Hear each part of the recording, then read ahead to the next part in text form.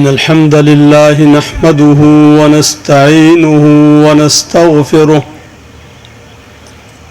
ونعوذ بالله من شرور أنفسنا ومن سيئات أعمالنا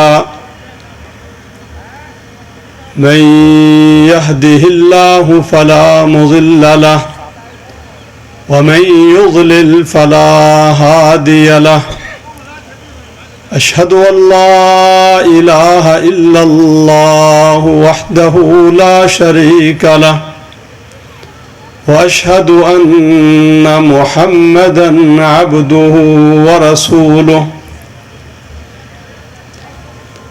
اللهم صل على محمد وعلى آل محمد كما صليت على إبراهيم وعلى آل إبراهيم إنك حميد مجيد اللهم بارك على محمد وعلى آل محمد كما باركت على إبراهيم وعلى آل إبراهيم إنك حميد مجيد أما بعد فإن خير الحديث كتاب الله وخير الهدي هدي محمد صلى الله عليه وسلم وشر الأمور محدثاتها وكل محدثة بدعة وكل بدعة ضلالة وكل ضلالة في النار فأعوذ بالله السميع العليم من الشيطان الرجيم بسم الله الرحمن الرحيم لقد كان لكم في رسول الله أسوة حسنة لمن كان يرجو الله واليوم الآخر وذكر الله كثيرا تمام قسم کی تعریفات اس اللہ رب العزت کے لیے ہیں جو اپنی ذات اور صفات کے اعتبار سے وحدہ لا شریک ہے، جو ساری کائنات کا خالق اور مالک ہے، بے حد و حساب درود و سلام نازل ہوں امام کائنات رحمت للعالمین نبی اکرم صلی اللہ علیہ وسلم پر، جنہیں اللہ رب العزت نے کائنات کی رشد و ہدایت کے لیے منتخب فرمایا اور جو رحمت دو عالم بن کر اس دنیا میں تشریف لائے۔ حمد و صلات کے ان مختصر کلمات کے بعد اللہ رب العزت کا ہم پر یہ عظیم احسان ہے کہ ہمیں سب سے افضل کتاب قرآن مجید سے نوازا اور سب سے افضل اور اعلیٰ اپنے محبوب پیغمبر امام الانبیاء نبی اکرم صلی اللہ علیہ وسلم کا امتی بنایا۔ قیامت کا دن ہوگا جس طرح دنیا میں ہر جگہ پر لوگوں کا آپس میں مقابلہ ہوتا ہے، ہر جگہ پر مقابلہ ہے۔ زمیندار کاشتکار یہ چاہتا ہے کہ میری فصل زیادہ ہو، وہ اپنی فصل پر محنت کرتا ہے۔ تاجر جہاں مارکیٹ میں بیٹھا تجارت کر رہا ہے، اس کی بھی کوشش ہوتی ہے کہ میرا بزنس، میری تجارت، میرا کاروبار سب سے زیادہ ہو، میری آمدن سب سے زیادہ ہو، مجھے نفع سب سے زیادہ ہو، گاہک میرے پاس سب سے زیادہ ہیں۔ اسی طرح مقابلہ ہوتا ہے، الیکشن ہوتا ہے تو مقابلہ ہوتا ہے۔ ہر امیدوار کوشش کرتا ہے کہ میں جیت جاؤں۔ اگر ہم طالب علموں کو دیکھیں، اسکولوں میں، کالجوں میں، یونیورسٹیوں میں، مدرسوں میں، ہر جگہ پر ہر طالب علم کی یہ کوشش ہوتی ہے کہ اس کے نمبر زیادہ ہوں، پوزیشن اس کو ملے۔ ہر جگہ پر مقابلہ ہے۔ لیکن جب قیامت کا دن ہوگا اور ساری امتیں ہوں گی، سارے انبیاء ہوں گے اور سارے فرشتے ہوں گے، وہاں پر بھی مقابلہ ہوگا۔ اور وہاں پر مقابلہ کس چیز کا ہوگا؟ وہاں پر مقابلہ اعمال کا ہوگا،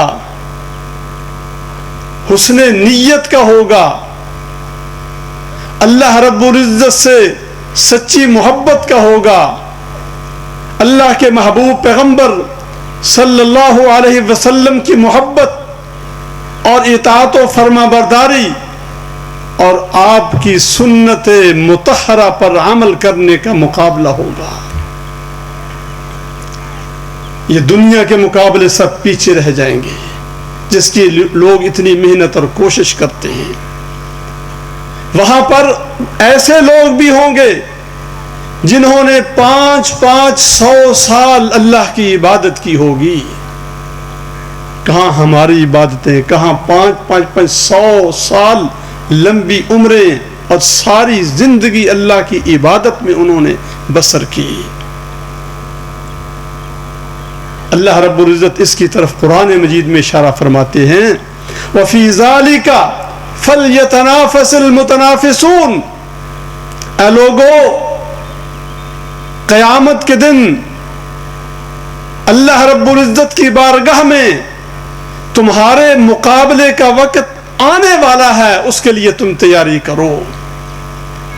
فَاسْتَبِقُوا الْخَيْرَاتِ، اور اس مقابلے میں کیسے جیت سکتے ہو، کیسے پوزیشن لے سکتے ہو، کیسے اول اور دوم آ سکتے ہو، کیسے تم آگے نکل سکتے ہو، دنیا میں خیرات میں، برکات میں، نیکیوں میں، اللہ کی توحید میں اور سنت رسول پر عمل کرنے میں اگر تم ایک دوسرے سے آگے بڑھو گے تو قیامت کے دن مقابلہ تم جیت لو گے۔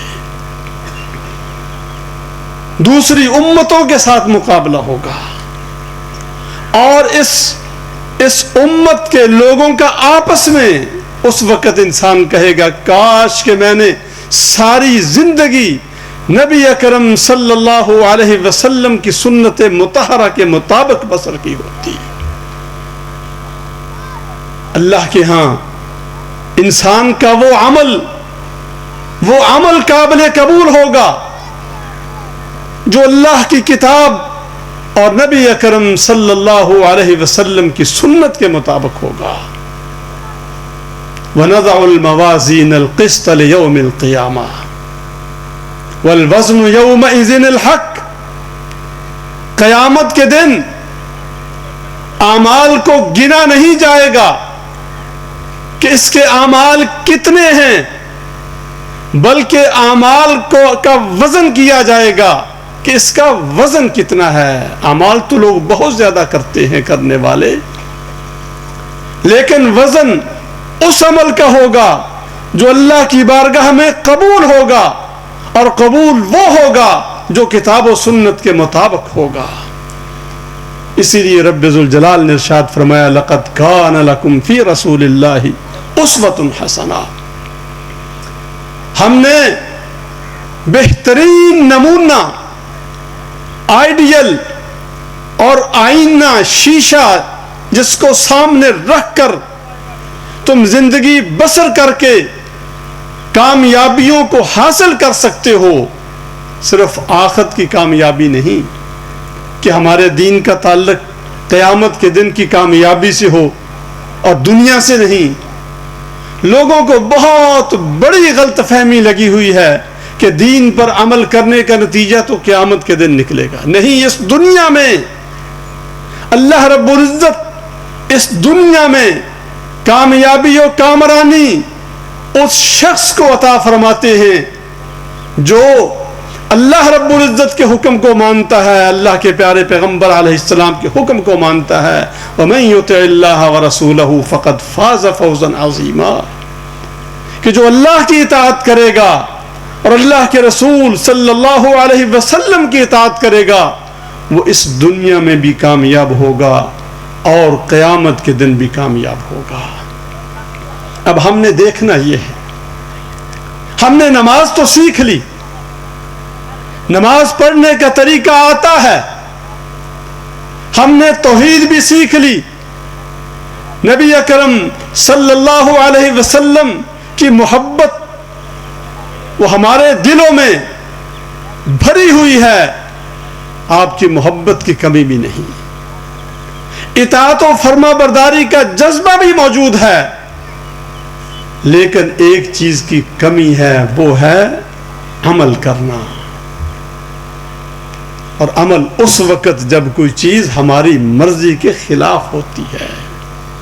اللہ کے محبوب پیغمبر علیہ السلام کیسے زندگی بسر کرتے تھے؟ آپ گھر میں کیسے تھے؟ اپنے بیوی بچوں کے ساتھ کیسے تھے؟ اپنے رشتہ داروں کے ساتھ کیسے تھے؟ آپ اپنے پڑوسیوں کے ساتھ کیسے تھے؟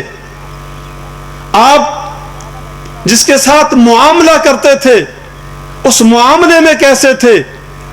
آپ تجارت کرتے تھے، تجارت میں کیسے تھے؟ آپ مذاکرات کرتے تھے، مذاکرات میں کیسے تھے؟ جہاد کرتے، دشمنوں کا مقابلہ کرتے، اس میں آپ کیسے تھے؟ یہ قابل غور ہے. سب سے پہلے ہم اپنے گھروں کی فکر کریں. انسان کا گھر یا اس کے لیے باعث رحمت ہوتا ہے یا باعث زحمت ہوتا ہے.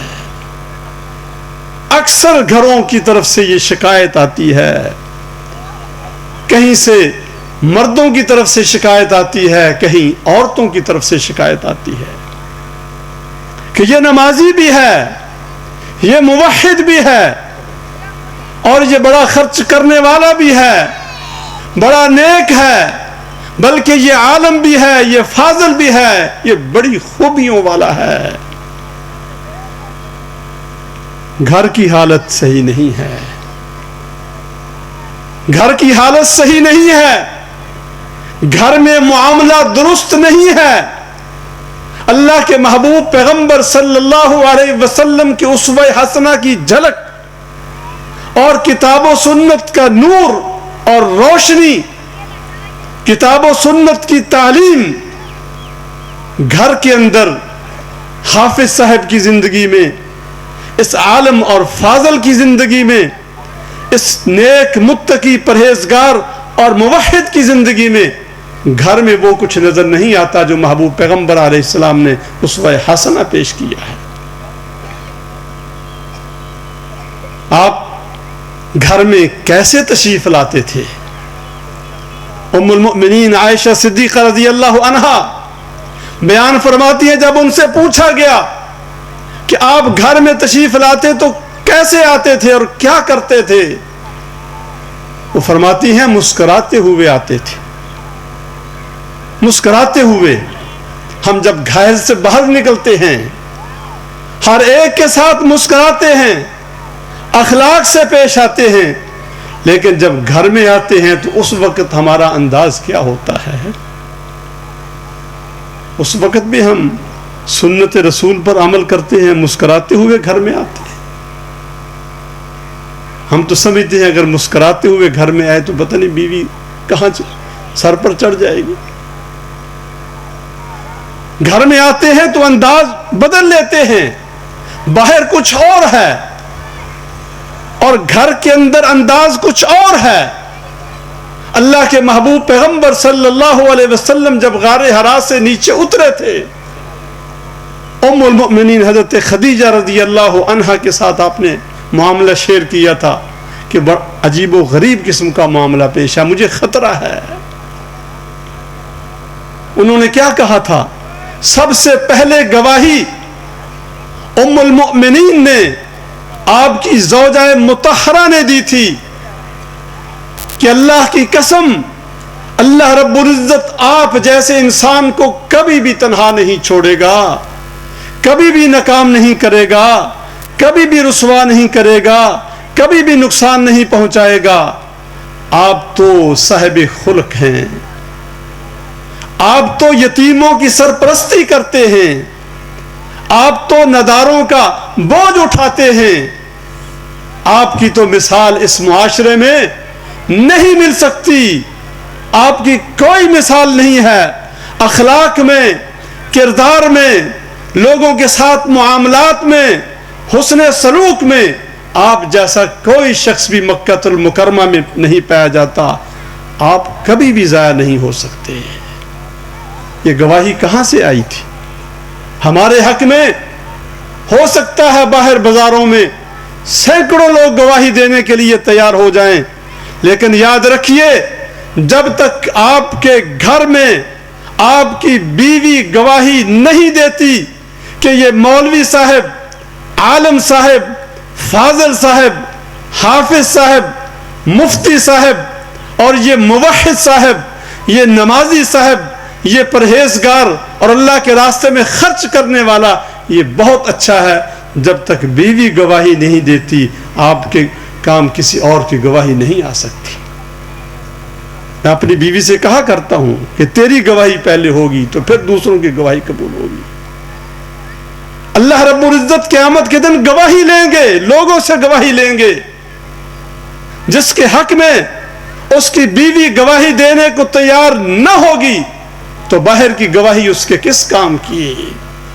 اپنے گھروں کو سنواریے اور یہ بات یاد رکھیے، خواتین، ہم بہنیں، مائیں، بیٹیاں بھی موجود ہیں، بزرگ بھی موجود ہیں، نوجوان بھی موجود ہیں۔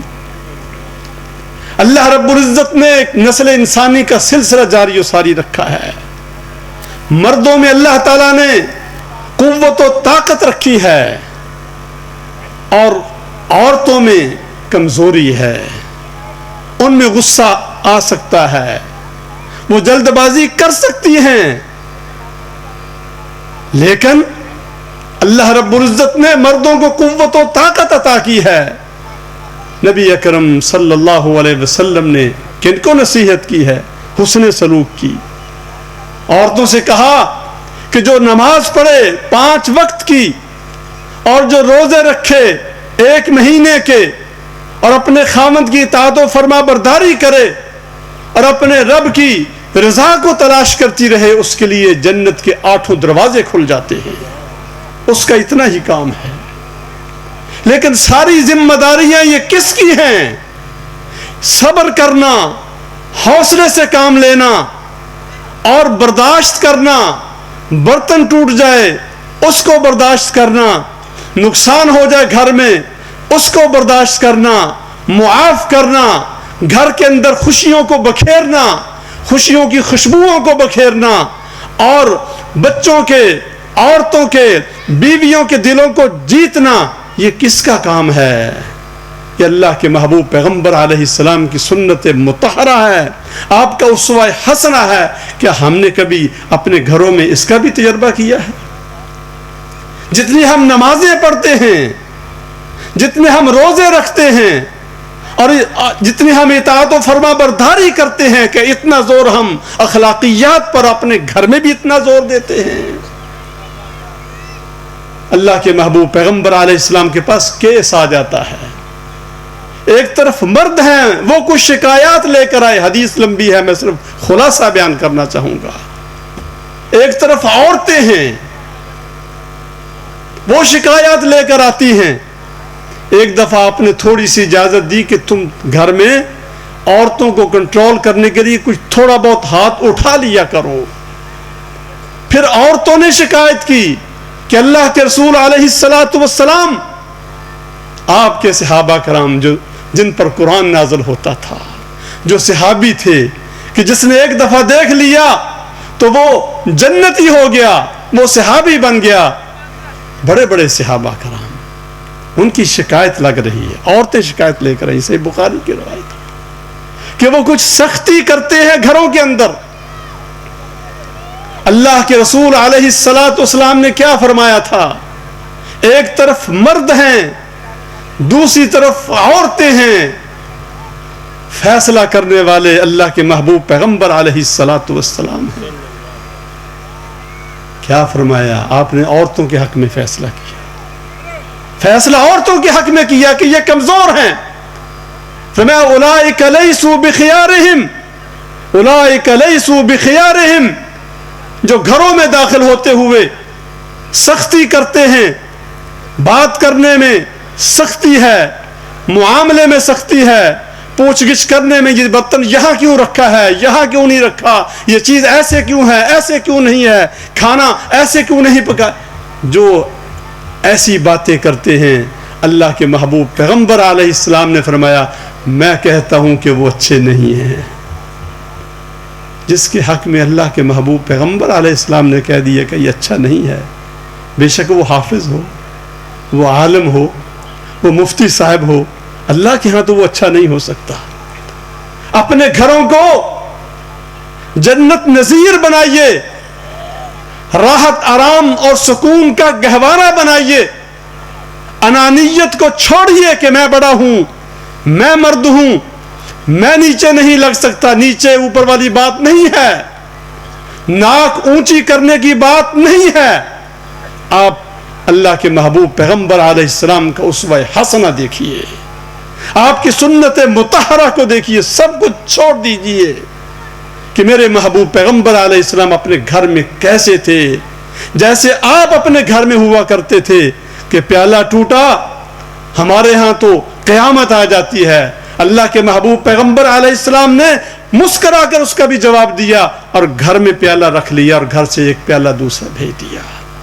ادھر برتن ٹوٹ جائے تو آفت آ جاتی ہے. ہزاروں برتن آپ بازار سے خرید سکتے ہیں, لیکن جب گھر میں آپ بیوی کا, بہن کا یا کسی کا دل توڑیں گے, آپ دل کسی بازار سے کبھی بھی نہیں خرید سکتے.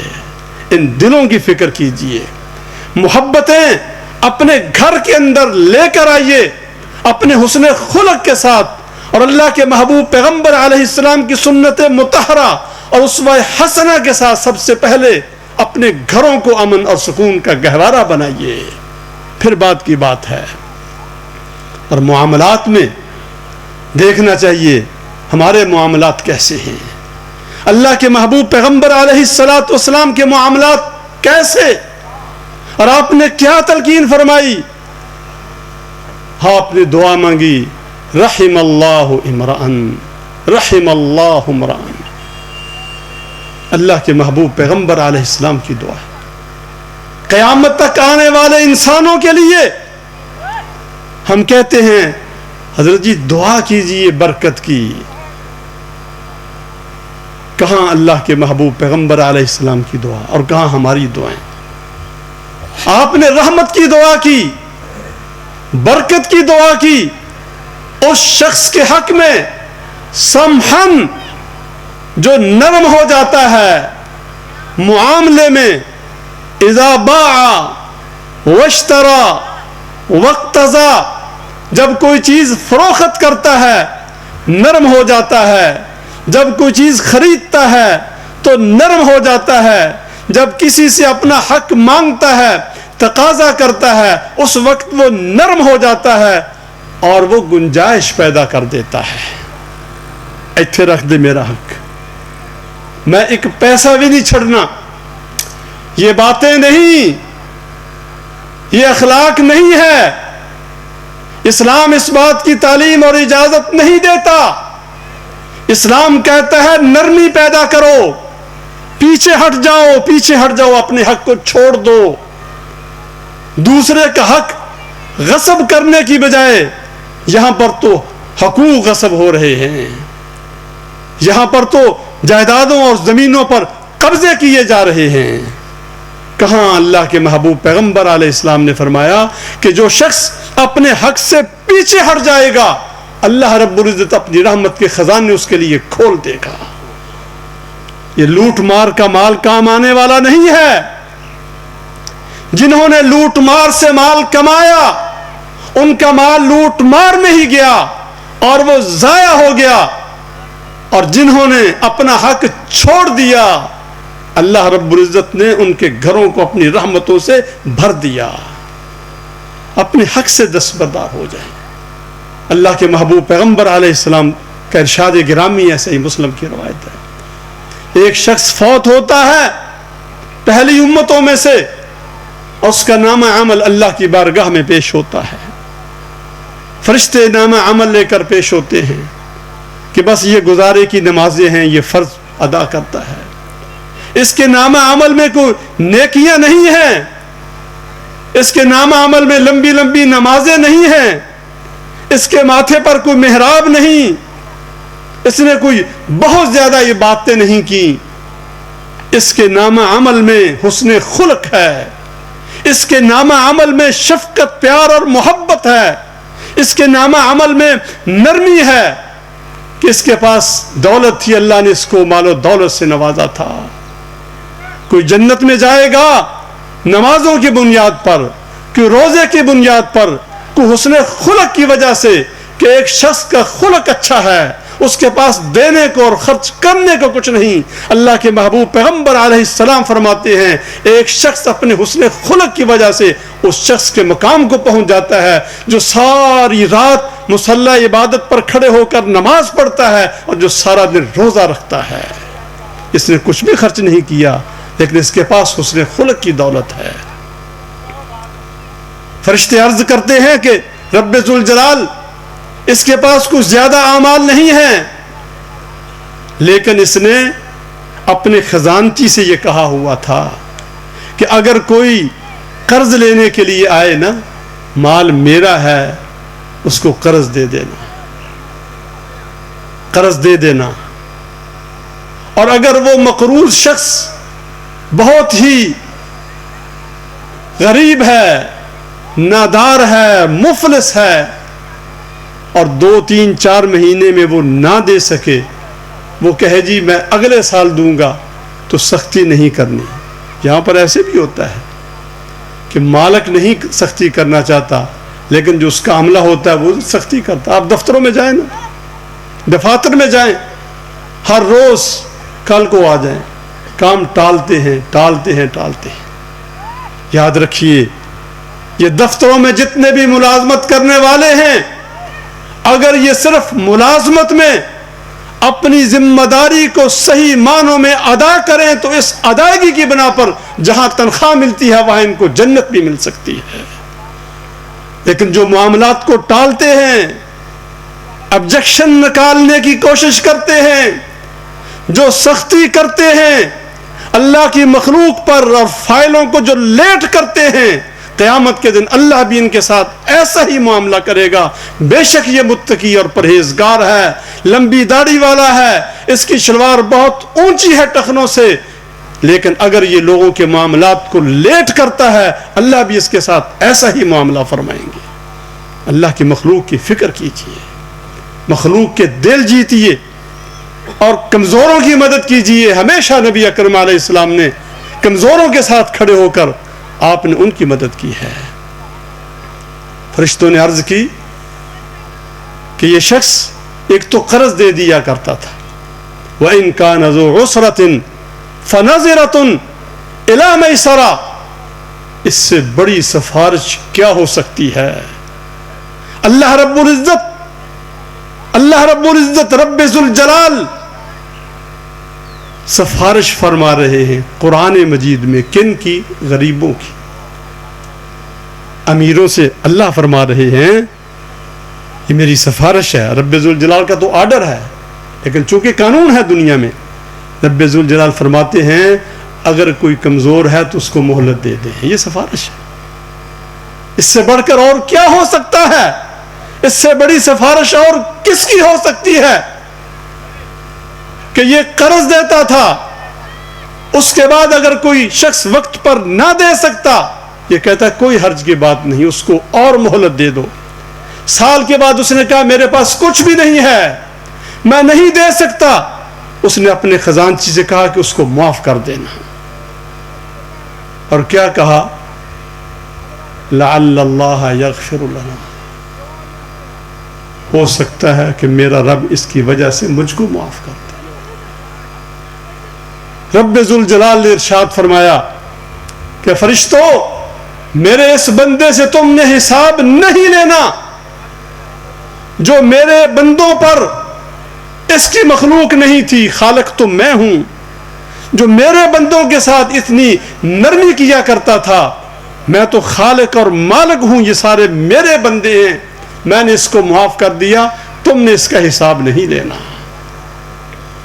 معاملات میں ایک دوسرے کے ساتھ نرمی کرنا اور اپنے معاملات کو درست کرنا، اپنے کاروبار کو درست کرنا۔ کاروبار کیسے ہوتا ہے دنیا میں آپ سب جانتے ہیں، سب جانتے ہیں۔ سارا دن نیچے نظریں، پیسہ ادھر سے آ جائے، ادھر سے آ جائے، ادھر سے آ جائے، ادھر سے آ جائے۔ رب ذوالجلال کیا فرماتے ہیں؟ رب ذوالجلال فرماتے ہیں پیسہ ادھر نہیں جہاں تم دیکھتے ہو، وفی السماء رزقکم، پیسہ اوپر ہے، دولت اوپر ہے، مال اوپر ہے، رزق اور خزانے سارے اوپر ہیں۔ تمہارا خیال اوپر کی طرف نہیں جاتا، تم سارا دن اور دن رات جو کام کرتے ہو کس کے لیے؟ بس ایسے پیسہ آ جائے، ایسے جس طرح بھی آتا ہے، دھوکہ دے کر، ماپ تول میں کمی کر کے۔ ذرا کسی کے ساتھ معاملہ تو کر کے دیکھیں، کوئی بھی کسے باشد، کوئی مسلمان ہے، پھر کوئی نمازی ہے، پھر کوئی تہجد گزار ہے، پھر کوئی اس سے بھی زیادہ نیک ہے، میں تو اس کے ساتھ معاملہ نہیں کر سکتا، میری ہمت نہیں پڑتی میں اس تہجد گزار کے ساتھ معاملہ کروں، اس کو میں کچھ پیسے دے دوں اور یہ مجھے ویسے ہی واپس کر دے گا، میں اس کے ساتھ کچھ شیئرنگ کر لوں، اس کا کاروبار ہے میں اس میں حصہ ڈال دوں، اور میرا جو حصہ بنتا ہے، جو نفع بنتا ہے، یہ من وعن، یہ مجھ تک پہنچا دے گا اور مجھ کو دے دے گا۔ مجھے کوئی شخص بھی ایسا نظر نہیں آتا۔ امانت اور دیانت ہمارے معاشرے میں کہاں چلی گئی؟ ہم صرف جنت کو نمازوں میں ڈھونڈتے ہیں، روزوں میں ڈھونڈتے ہیں، اور ہم چادریں اور شلواریں اوپر کر کے ہم جنت کو تلاش کرنا چاہتے ہیں، اور ہم چاہتے ہیں معاملات جیسے تیسے ہوں، کوئی پرواہ نہیں ہے۔ جنت ایسے نہیں ملے گی۔ ہمیں اللہ کے محبوب پیغمبر علیہ السلام کے اسوہ حسنہ کی طرف دیکھنا ہوگا، اس پر عمل کرنا ہوگا، اس کو اپنانا ہوگا، معاملات کو درست کرنا ہوگا۔ فرمایا من غشنا فلیس منا، جس شخص نے دھوکہ دیا، فرمایا اس کا اس امت سے کیا تعلق ہے؟ آپ ذرا تلاش تو کریں ایسا شخص جس کے مال میں کسی قسم کی ملاوٹ نہ ہو، کوئی کمی بیشی نہ ہو، جو اس کی کوالٹی ہے اس کے مطابق آپ لینا چاہیں ذرا لے کر تو دکھائیں۔ جائیں بازار میں، نمازیوں کے پاس جائیں، پرہیزگاروں کے پاس جائیں، شاید الا ماشاء اللہ کچھ اللہ کے نیک بندے ہر جگہ پر موجود ہیں، تبھی تو یہ دنیا قائم ہے، تبھی یہ دنیا قائم ہے، نیک لوگ موجود ہیں۔ لیکن اکثریت کیا ہے؟ بس پیسہ کمانا ہے، پیسہ کمانا، جس طرح بھی آتا ہے اس طرح پیسہ کمانا ہے۔ اللہ کے محبوب پیغمبر علیہ الصلاۃ والسلام، آپ نے تجارت بھی کی ہے اور نبوت سے پہلے کی ہے، مال لے کر شام کی طرف جایا کرتے تھے، اور پہلے بتلاتے کہ یہ جو ہے اس کی کوالٹی نمبر 1 ہے، یہ اس سے دوسرے درجے کا ہے، یہ مال اچھا نہیں ہے، کھجوریں ہیں اعلیٰ قسم کی الگ کر دیں، درمیانے درجے کی الگ کر دیں، اور اس سے نیچے درجے کی الگ کر دیں کہ یہ کھجوریں جو ہیں اس جیسی نہیں ہیں۔ آج کل مکس کرتے ہیں مال کو، پتہ نہ چلے اوپر کچھ اور ہے اور نیچے کچھ اور ہے۔ مال کے اندر ملاوٹ اور دھوکہ دہی ہر جگہ پر ہو رہی ہے۔ اللہ کے محبوب پیغمبر علیہ السلام جب تجارت کرتے تھے، سب سے پہلے آپ کا مال فروخت ہوتا تھا۔ شام والے آپ کا انتظار کرتے تھے کہ کب محمد آئے گا مال لے کر، ہم اس سے مال خریدیں گے صلی اللہ علیہ وسلم۔ آپ کا مال جلدی بک جاتا تھا، دوسرے بیٹھے رہتے تھے جو مال کو مکس کرتے تھے، انتظار کرتے تھے. آپ بتلاتے تھے کہ یہ میرا مال یہ اچھے درجے کا نہیں ہے، یہ کھجوریں یہ تیسرے درجے کی ہیں، یہ دوسرے درجے کی ہیں، یہ پہلے درجے کی ہیں. سب سے پہلے آپ فروخت کر کے فارغ ہو جاتے تھے. اور آپ کے ساتھ جو حضرت خدیجہ رضی اللہ عنہ کا غلام تھا میسرہ، وہ سب کچھ دیکھتا تھا. اس نے جا کر رپورٹ پیش کی. حضرت خدیجہ رضی اللہ عنہ مکہ المکرمہ میں سب سے بڑی تاجرہ تھیں، سب سے زیادہ مالدار تھیں، اور آپ کے مال کے قافلے شام اور حجاز کے درمیان چلتے رہتے تھے. جب انہوں نے سنا کہ نبی اکرم صلی اللہ علیہ وسلم ابھی نبوت میں کتنے سال باقی، 15 سال باقی ہیں، لوگ تو محمد بن عبداللہ کہتے تھے کہ اتنا امانتدار ہے اور اتنا کھرا اور سچا ہے اور اتنی برکت ہے اس کی تجارت میں کہ سب سے پہلے اس کا مال فروخت ہو جاتا ہے اور نفع سب سے زیادہ لے کر آتا ہے. بڑے بڑے لوگوں نے، بڑے بڑے سرداروں نے حضرت خدیجہ رضی اللہ عنہا کے مال کی وجہ سے، جیسے ہمارے ہاں ہوتا ہے رشتے ناطے کہاں ہوتے ہیں، دین کی بنیاد پر نہیں ہوتے. کوئی بھی ہو، میرے سمیت سارے کے سارے ایک جیسے ہیں. ہم مال کو تلاش کرتے ہیں، برکت کو نہیں، مال کو تلاش کرتے ہیں. حسب و نسب کی طرف دیکھتے ہیں، ظاہر کی طرف دیکھتے ہیں. اکثر رشتے ناکام ہو جاتے ہیں، اور وہ رشتے کہ جہاں دین کو مقدم سمجھا جائے، دین کو اولیت دی جائے، وہ رشتے کامیاب ہو جاتے ہیں. بڑے بڑے لوگوں نے پیغام بھیجا. حضرت خدیجہ رضی اللہ عنہا نے سب کو ٹھکرا دیا اور ادھر خود پیغام بھیجتی ہیں، نبی اکرم صلی اللہ علیہ وسلم کی خدمت میں پیغام بھیجتی ہیں کہ میں آپ سے نکاح کرنا چاہتی ہوں. کس بنا پر؟ مال تھا آپ کے پاس؟ مال نہیں تھا. آپ کا حسب تو اونچا تھا لیکن مال نہیں تھا. آپ سردار بھی نہیں تھے، سرداری کے تو آپ پسند ہی نہیں کرتے تھے. آپ کے پاس کردار تھا، آپ کے پاس اخلاق تھا، آپ کے پاس سچائی تھی، آپ کے پاس امانت اور دیانت تھی. اللہ رب العزت نے اس بنا پر نبی اکرم صلی اللہ علیہ وسلم کو مالدار کر دیا. مال ملتا ہے، غنا اور رزق ملتا ہے تو وہ بھی ایمانداری کی بنیاد پر ملتا ہے. وَفِي السَّمَاءِ رِزْقُكُمْ وَمَا تُوعَدُونَ. اور پھر پتہ تو اس وقت چلتا ہے نا، محبت تو ہم سارے ہی کرتے ہیں اور سب سے بڑھ کر نبی اکرم علیہ السلام سے محبت کرتے ہیں. پتہ اس وقت چلتا ہے جب ہمارے مزاج کے خلاف کوئی بات آ جائے. بڑے بڑے نیک سے نیک نمازی دیکھیں، اللہ اکبر، ان کی نمازوں پر ترس آتا ہے. شادی بیاہ کا معاملہ آیا تو کہتے ہیں حافظ صاحب بس ایک دفعہ نا، یہ سب سے آخری بیٹا ہے، آخری بیٹی ہے. کبھی کہتے ہیں بڑا بیٹا ہے، پھر درمیان والا ہے، پھر سب سے آخری ہے. بس کچھ نہ کچھ اب ہمیں کر لینے دے.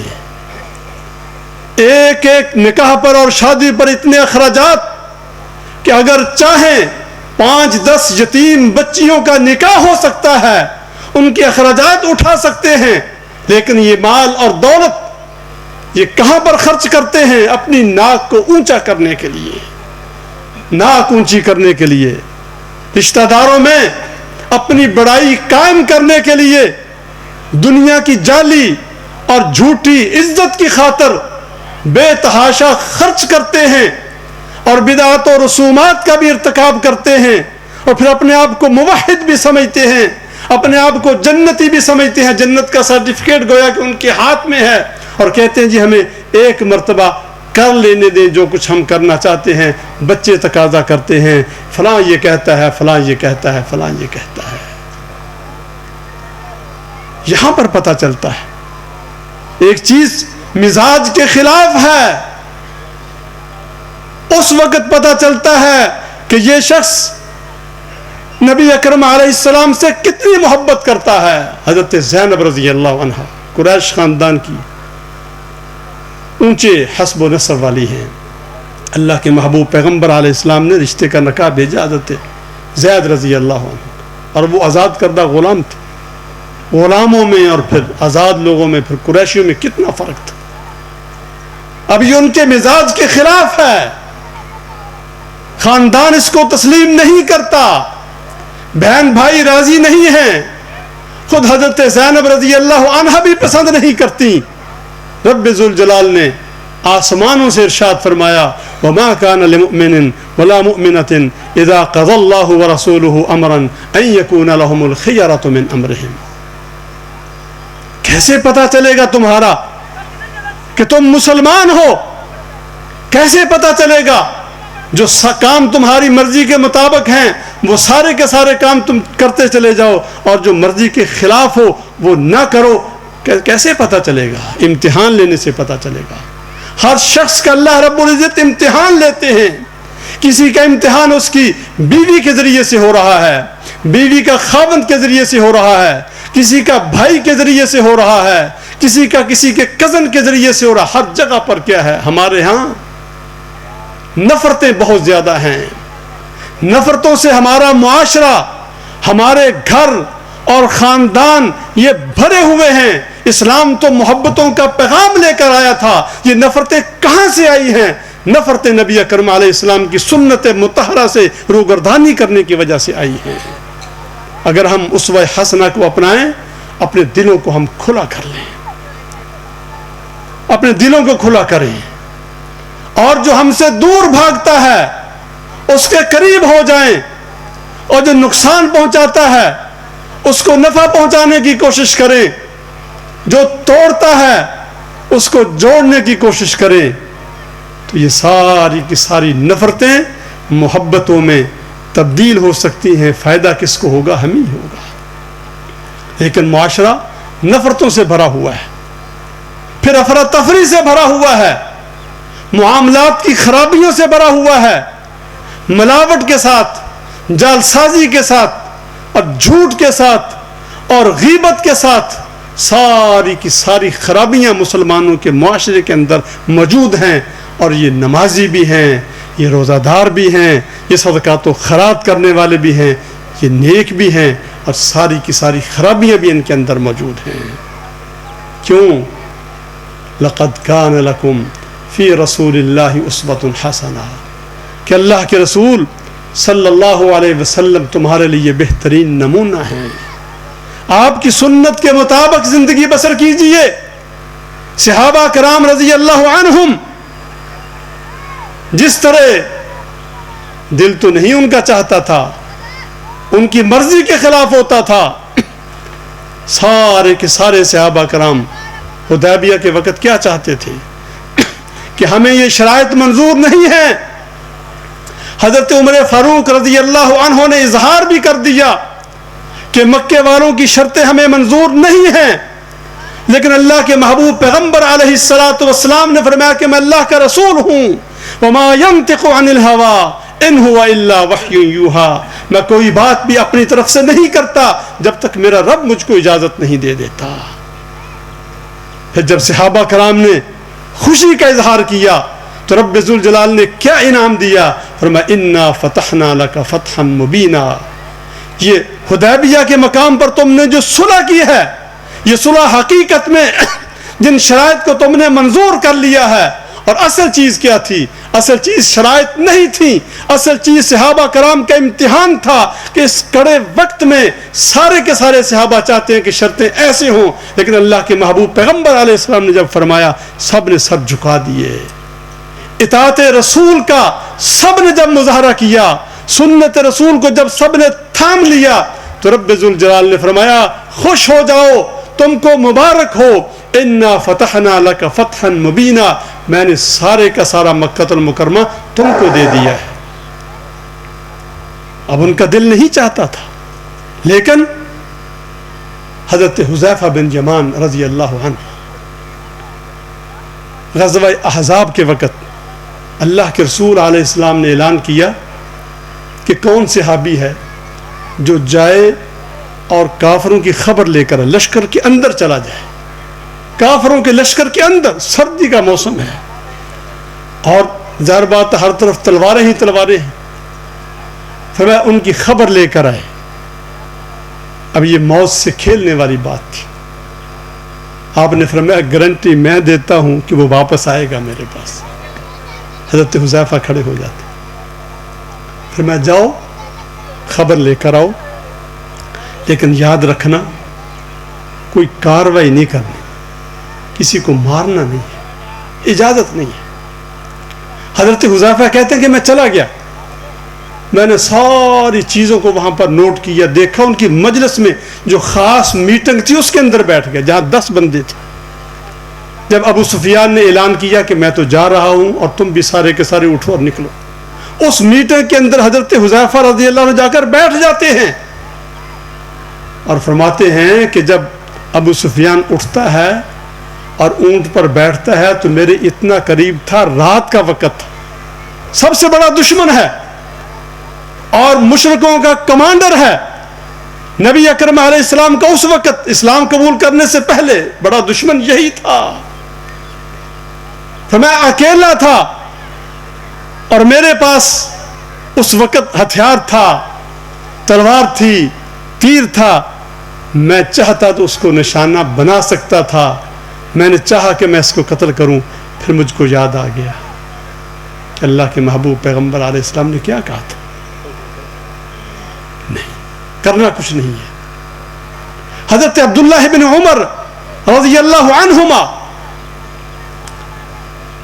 ایک دروازہ ہے نبی اکرم علیہ السلام کا جو روضہ ہے جہاں سے نکلتے ہیں نا، اس کے ساتھ جس کو باب النساء کہتے ہیں، باب جبریل کے ساتھ، حضرت عبداللہ بن عمر اس دروازے میں داخل نہیں ہوتے تھے۔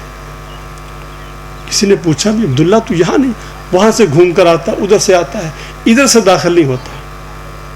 کہتا مجھے ہمت نہیں ہوتی، جرت نہیں ہوتی میں اس دروازے سے داخل ہوں۔ کیوں؟ کیا وجہ ہے؟ میں نے ایک دفعہ سنا تھا اللہ کے محبوب پیغمبر علیہ السلام فرما رہے تھے میرا دل یہ چاہتا ہے کہ میں یہ دروازہ عورتوں کے لیے خاص کر دوں، کیا نہیں، اعلان نہیں کیا، آرڈر نہیں کیا، صرف آپ نے خواہش کا اظہار کیا تھا۔ عبداللہ بن عمر رضی اللہ عنہما کہتے ہیں پھر ساری زندگی مجھے اس دروازے سے داخل ہونے کی جرت نہیں ہوئی جس کے بارے میں اللہ کے محبوب پیغمبر علیہ السلام نے سوچا تھا اور میں نے سنا تھا کہ یہ دروازہ میں چاہتا ہوں کہ عورتوں کے لیے مخصوص کر دوں۔ وہ تو اس قدر نبی اکرم علیہ السلام کی سنت مطہرہ، آپ کے اشاروں پر اپنی جان کو قربان کرتے تھے۔ ہمیں محبت تو ہے، اس میں کوئی شک نہیں، اطاعت و فرما برداری کا جذبہ بھی موجود ہے، اس میں کوئی شک نہیں، لیکن اس جذبے کو عملی شکل دینی چاہیے، عملی شکل دینی چاہیے۔ جب اپنی مرضی کے خلاف کوئی چیز ہو اس وقت سنت پر عمل کرنا چاہیے، یہ سمجھ کر کہ میرے محبوب پیغمبر علیہ السلام کا حکم ہے، برادری ناراض ہوتی ہے کوئی حرج کی بات نہیں، لوگ ناراض ہوتے ہیں کوئی حرج کی بات نہیں، اللہ ان کو خوش کر دے گا، لیکن میں نے اپنے محبوب پیغمبر علیہ السلام کی سنت پر عمل کرنا ہے۔ جب یہ جذبہ پیدا ہو جائے گا انشاءاللہ ہمارے معاشرے میں ایسا انقلاب آئے گا کہ یہ معاشرہ امن اور سکون کا گہوارہ ہوگا، صحیح معنوں میں یہ اسلامی معاشرہ ہوگا، اور پھر اللہ تعالیٰ اس ایسے معاشرے کو عزتوں سے، رحمتوں سے، برکتوں سے اور رزق کی فراوانی سے نوازیں گے۔ اللہ تعالیٰ ہم سب کو کتاب و سنت پر عمل کرنے کی توفیق عطا فرمائے۔ وآخر دعوانا الحمد للہ رب العالمین۔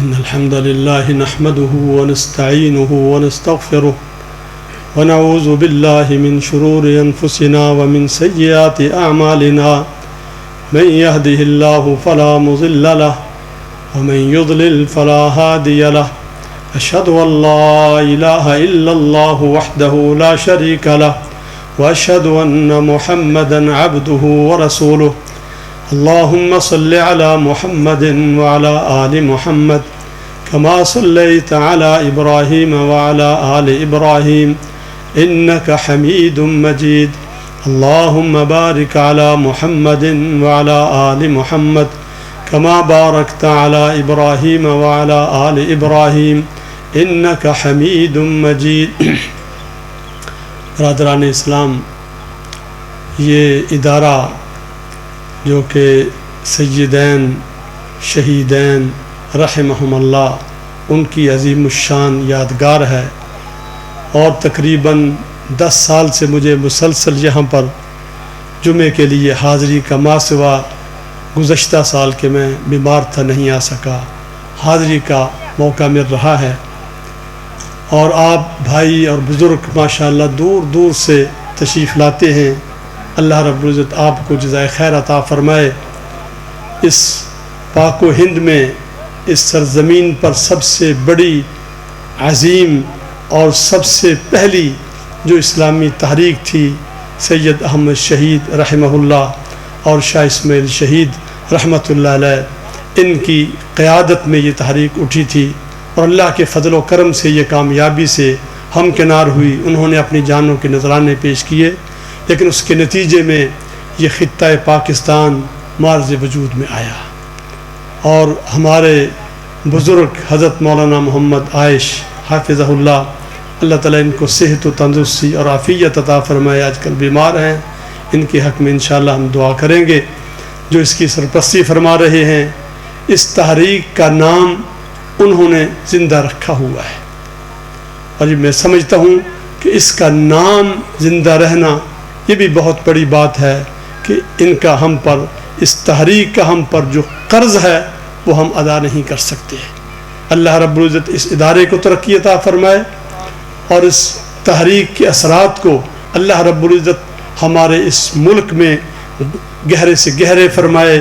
اور اللہ تعالیٰ اس تحریک، اس کی برکت سے، اس کے تسلسل کی بنا پر ہمارے اس ملک میں خالص اسلامی نظام کو قائم کرنے کا اللہ رب العزت انتظام فرما دیں، توفیق عطا فرما دیں. اللہ کے لیے کوئی مشکل نہیں، حالات کو بدلنا اللہ کے لیے کوئی مشکل نہیں ہوتا. میں ہر جمعے یہ دعا اب بھی مانگتا ہوں کہ اللہ بڑی بڑی طاغوتی طاقتوں کو ختم کر دے. تو کچھ لوگ بیٹھے ہوتے ہیں سامنے، کہتے ہیں جی امریکہ برطانیہ اتنی بڑی بڑی طاقتیں ہیں، یہ جو دعائیں ہیں یہ تو ان کے ساتھ تو وہ تو نہیں گر سکتی. ابھی دیکھا ہم نے افغانستان میں بڑی قوت و طاقت امریکہ، کیسے اللہ نے اس کو شکست دی. یہ جو دعائیں ہیں اللہ کی بارگاہ میں قبول ہوتی ہیں. اللہ تعالیٰ اس تحریک کو زندہ رکھے، اور اس کی برکت سے ہمارے ملک میں خالص اسلامی نظام کو قائم کرنے کی توفیق عطا فرمائے. رجال کو پیدا کرنا، لوگوں کو پیدا کرنا اور ان کے ذہنوں کو بدلنا ہمارے اللہ کے لیے کوئی مشکل نہیں. ہمارا کام دعا کرنا ہے اور شرف قبولیت عطا کرنا، یہ اللہ رب العزت کا کام ہے. اللہم انصر الاسلام والمسلمین واذل الکفر والکافرین. اللہم انصرنا ولا تنصر علینا واعزنا ولا تذلنا واکرمنا ولا تہنا وآسرنا ولا تؤسر علينا برحمتك يا أرحم الراحمين. سبحان ربك رب العزة عما يصفون وسلام على المرسلين والحمد لله رب العالمين.